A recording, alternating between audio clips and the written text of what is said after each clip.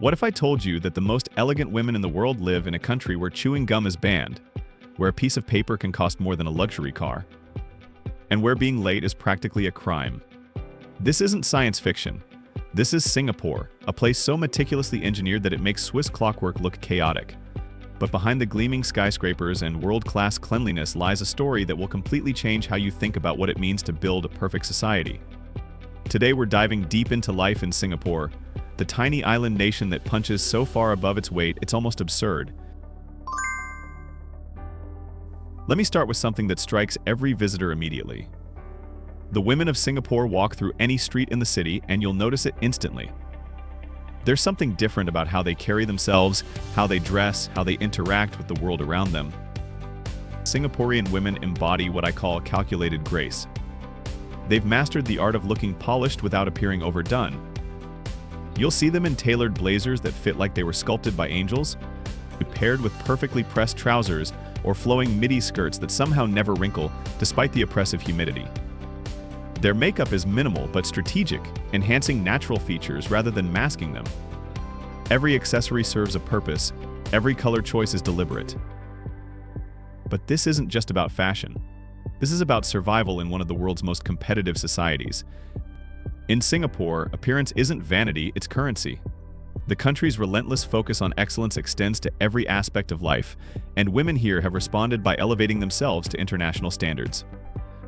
They speak multiple languages fluently, often switching between English, Mandarin, and Malay in a single conversation. They're highly educated, with Singapore boasting one of the world's best education systems, and they apply this intelligence to everything from their career choices to their personal style. The result is a generation of women who look like they stepped out of a high-end magazine, but possess the intellect and drive to run Fortune 500 companies. And many of them do. Singapore has one of the highest rates of female executives in Asia, a direct result of the country's meritocratic system that rewards competence over everything else. What's fascinating is how this elegance extends beyond the superficial. Singaporean women have mastered the art of code switching, adapting their behavior and communication style to different social contexts with remarkable fluency. In a business meeting, they're sharp, analytical, and uncompromising. At a hawker center, they're warm, friendly, and completely at ease among people from all walks of life. This adaptability isn't just cultural intelligence, it's social survival in a country that demands excellence at every level. The pressure to maintain this standard is immense. Singapore's education system is notoriously competitive, with children as young as 6 facing academic pressure that would crush adults in other countries. Women who succeed in this environment develop a resilience and polish that becomes second nature. They learn early that details matter, that presentation is part of competence, and that excellence isn't optional. But if Singaporean women represent the human face of perfection, the country's approach to cleanliness represents its institutional soul. Singapore isn't just clean, it's religiously, almost psychotically clean in a way that transforms the entire experience of urban living. The statistics are mind-boggling. Singapore has one of the lowest crime rates in the world, but more impressively, it has achieved something most major cities consider impossible: true urban cleanliness. We're not talking about the sanitized cleanliness of a suburban mall. We're talking about drainage systems so pristine you can see fish swimming in them, streets so spotless that you could eat off the pavement, and public toilets that are cleaner than most restaurants in other countries. This didn't happen by accident. This is the result of what can only be described as social engineering on a national scale. The famous fines everyone jokes about, the $500 penalty for littering, the ban on chewing gum, these aren't quirky local laws. They're the visible enforcement mechanisms of a comprehensive system designed to reshape human behavior. Let me give you a concrete example of how deep this goes. In Singapore, if you're caught littering, you don't just pay a fine. For repeat offenders, you're sentenced to community service where you must wear a bright-colored shirt that says "I am a litterbug" and clean public areas while other citizens watch. This isn't just punishment, it's public shaming designed to create a social contract where cleanliness becomes a shared responsibility. The government employs an army of cleaners who work around the clock, but here's what's remarkable: they're not just cleaning up after people, they're maintaining a standard that citizens have internalized. Most Singaporeans genuinely cannot imagine dropping litter or leaving a mess. It's not fear of punishment that stops them. It's genuine cultural programming that makes mess-making feel like a violation of their identity. This extends to every aspect of urban design. Singapore's public housing, where 80% of the population lives, includes mandatory green spaces and communal areas designed to be maintained collectively. The famous void decks, open spaces on the ground floor of every apartment building, serve as community centers where cleanliness and order are maintained through social pressure rather than formal enforcement. The result is a city that feels surreal to visitors from other urban environments. You can walk through any neighborhood at any time of day and find pristine conditions that most cities can only achieve in their most expensive districts. The psychological impact of this cannot be overstated. When your environment is consistently clean and orderly, it affects everything from your stress levels to your sense of civic pride. But here's where it gets interesting. This obsession with cleanliness isn't just aesthetic, it's strategic. Singapore recognized early that, as a small island nation with no natural resources, its competitive advantage would have to come from human capital and institutional efficiency. A clean, orderly environment attracts international businesses, tourism, and investment in ways that go far beyond simple appearances. But here's where the story takes a sinister turn. Singapore's transformation into this gleaming paradise wasn't achieved through gentle persuasion or gradual cultural evolution. It was forged through authoritarian control that would make George Orwell uncomfortable, and it all started with one man's terrifying vision of social engineering. When Lee Kuan Yew became Singapore's first prime minister in 1965, he faced an impossible situation. The country had just been expelled from Malaysia, leaving it as an independent nation that nobody, including its own leaders, believed could survive. With no natural resources, a tiny domestic market, and racial tensions that had already exploded into deadly riots, Singapore was essentially a failed state waiting to happen. Lee's solution was radical and ruthless. He decided that if Singapore was going to survive, its people would have to be fundamentally reprogrammed. Not educated, not persuaded, but systematically conditioned to behave in ways that served the state's survival. What followed was one of the most comprehensive social engineering projects in human history. The housing policy I mentioned earlier wasn't just about preventing racial segregation. It was about destroying traditional community structures and replacing them with state-controlled alternatives. When the government forced different ethnic groups to live together in specific ratios, it wasn't just promoting harmony. It was breaking down family networks, religious communities, and cultural enclaves that might develop loyalties stronger than their loyalty to the state. Consider what this means in practice. If you're a Chinese family who wants to live near your extended family, tough luck. If you're a Malay family who wants to live in a community with your mosque at the center, not permitted. The state decides where you live based on your ethnicity, and it does so to ensure that your primary identity becomes Singaporean rather than Chinese, Malay, or Indian. This extends to language policy in ways that are genuinely chilling. Singapore has 4 official languages, but English was chosen as the language of education and business specifically to break the connection between ethnic communities and their cultural heritage. Children learn their mother tongue for a few hours a week, but their real education, their pathway to success, requires fluency in English and adoption of Western cultural norms. The result is a generation of Singaporeans who are culturally rootless in a way that serves the state's interests perfectly. They're highly skilled, internationally competitive, and completely dependent on Singapore's success for their identity and prosperity. They can't retreat into ethnic enclaves or traditional communities because those have been systematically dismantled. But the social engineering goes much deeper. Singapore's education system isn't just competitive, it's designed to identify and separate citizens into rigid hierarchies from childhood. At age 12, children take the primary school leaving examination, and the results determine not just which secondary school they attend, but essentially their entire life trajectory. High scorers enter the elite track that leads to university and professional careers. Lower scorers are channeled into technical education and working-class occupations. This isn't mobility based on merit, it's a caste system disguised as meritocracy. And it works exactly as intended. By age 18, most Singaporeans have internalized their place in the social hierarchy and rarely challenge it. The elite believe they deserve their privileges because they earned them through academic achievement. The working class accepts their position because they believe the system is fair. Now let's talk about the cost of living in this engineered paradise because the numbers will absolutely shock you. Singapore consistently ranks as one of the most expensive cities in the world, but the specific ways this plays out reveal just how tightly the government controls every aspect of citizens' lives. Let's start with the most obvious example. In Singapore, owning a car isn't just expensive, it's deliberately designed to be a luxury available only to the wealthy. Before you can even buy a car, you must purchase something called a Certificate of Entitlement, or COE. This is essentially a license to own a car for 10 years, and the price is determined by auction. At current rates, a COE for a basic family car costs approximately $76,000. That's right, $76,000 just for the right to own a car, before you've spent a single dollar on the actual vehicle. A Toyota Camry that costs $25,000 in the United States will cost you over $150,000 in Singapore once you factor in the COE, import duties, and additional taxes. But here's the truly insidious part. This isn't just about managing traffic congestion. It's about social control. When car ownership is restricted to the wealthy, the middle class becomes completely dependent on public transportation. And when you're dependent on public transportation, you're subject to government control over where you can go, when you can travel, and how you move through the city. The public transportation system is undeniably excellent, but it's also a surveillance and control mechanism. Every journey is tracked through your Easy Link card. The government knows exactly where you go when you go there and how often you travel to specific locations.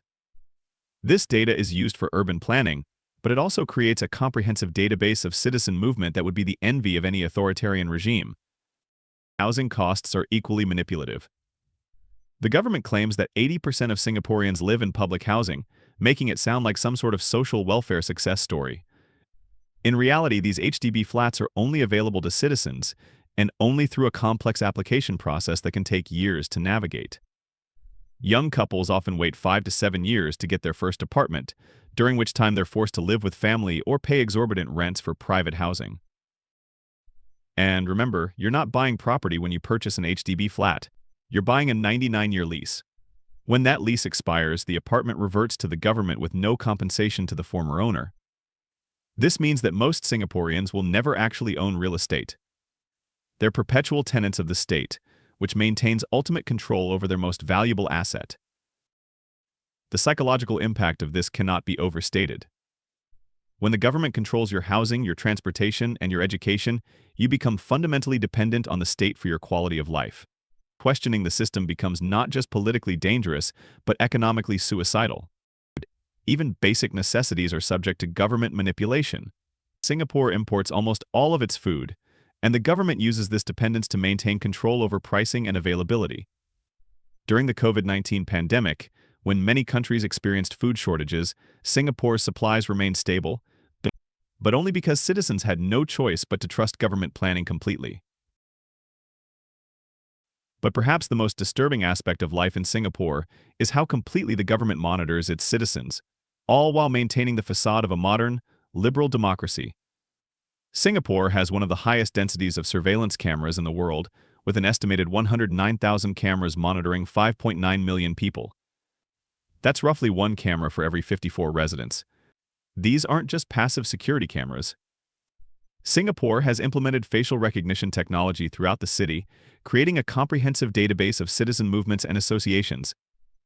The government claims this is for security and crime prevention, and given Singapore's incredibly low crime rates, the system appears to work. But the implications for privacy and political freedom are terrifying.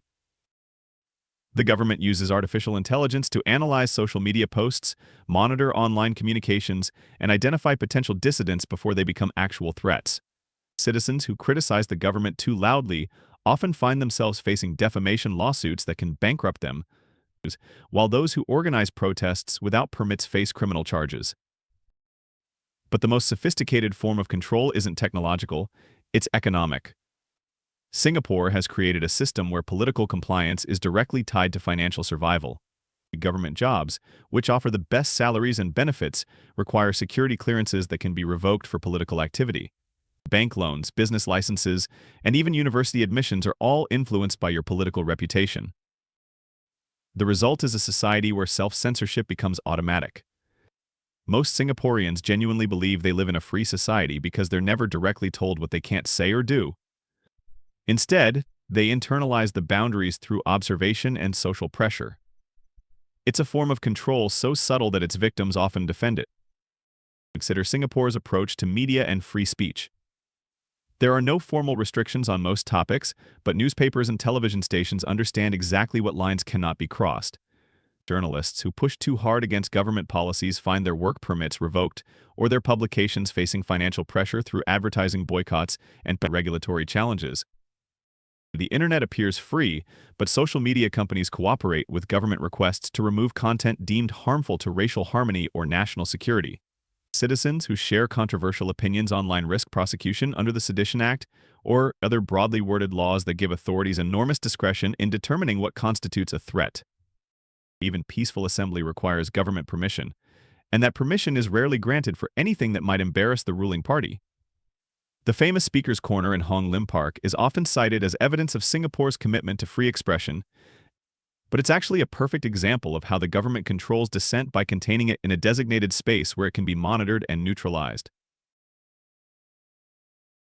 Living in this system takes a psychological toll that visitors rarely see but residents feel constantly. Singapore has one of the highest suicide rates in Asia, particularly among young people who crack under the pressure of academic competition and social expectations.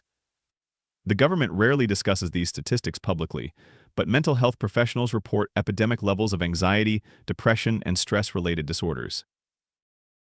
The pressure begins in childhood and never really ends. Children as young as 5 attend multiple tutoring sessions after school, not because they're struggling academically, but because anything less than excellence means falling behind in a system that offers few second chances.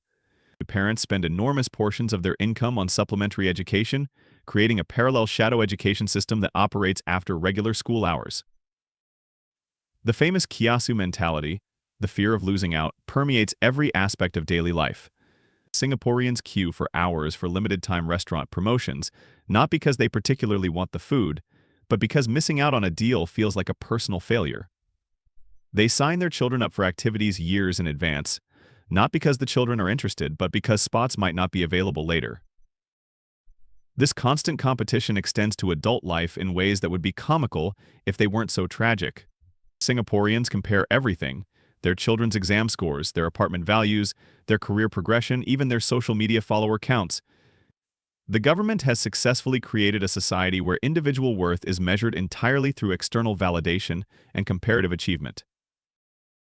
The work culture reflects this perfectly. Singapore has some of the longest working hours in the world, not because of formal requirements, but because of social pressure to demonstrate commitment and excellence.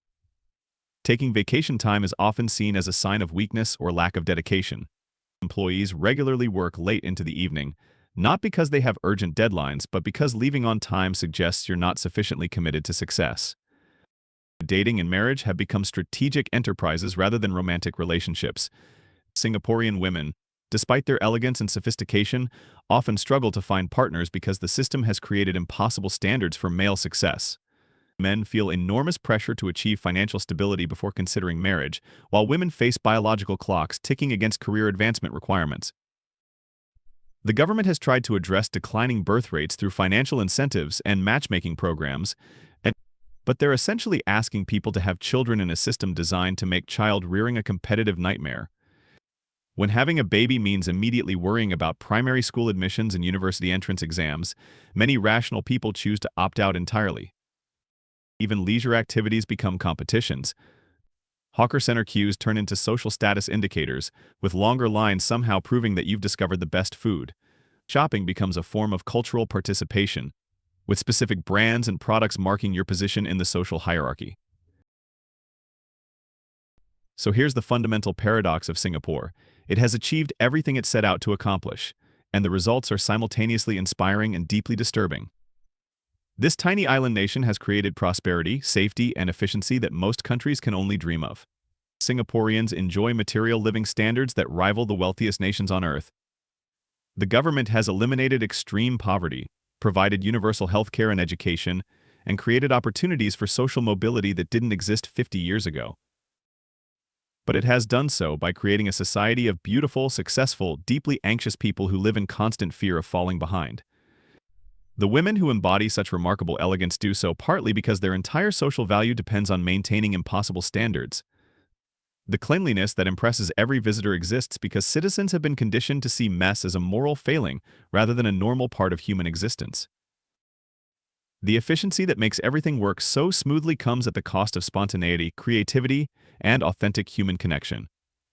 Singaporeans are incredibly skilled at following systems and achieving measurable goals, but they often struggle with unstructured problems or situations that require genuine innovation rather than systematic improvement. This creates a society that excels at copying and perfecting but struggles with originating and creating. Singapore can build the world's best airport, but most of the design innovations come from elsewhere. It can create the most efficient financial system, but the fundamental technologies and concepts are imported from other countries. The social engineering that created modern Singapore was undeniably successful at achieving its goals, but those goals were survival and prosperity, not happiness or fulfillment. The system works brilliantly for producing economically productive, socially compliant citizens. It's much less successful at producing fully realized human beings who can navigate complexity, embrace uncertainty, or find meaning beyond external achievement. Singapore forces us to confront uncomfortable questions about what we really want from society and government. Is safety worth surveillance? Is prosperity worth conformity? Is efficiency worth authenticity? The answers aren't simple, and they're different for everyone. What's undeniable is that Singapore represents one of the most successful experiments in conscious social engineering in human history. Whether you consider that success inspiring or terrifying probably says more about your own values than it does about Singapore itself. For the millions of people who visit Singapore as tourists or business travelers, it offers a glimpse of what human organization can achieve when efficiency and order are prioritized above all else.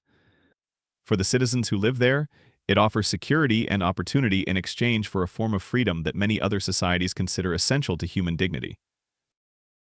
The elegant women, world-class cleanliness, and urban charm that define Singapore's image are real, but they're also the surface manifestations of deeper social and political choices that every society must eventually make.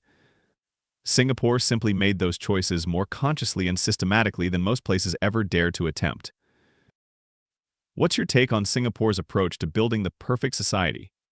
Is this a model other countries should follow, or a cautionary tale about the price of engineered perfection? Share your thoughts in the comments below.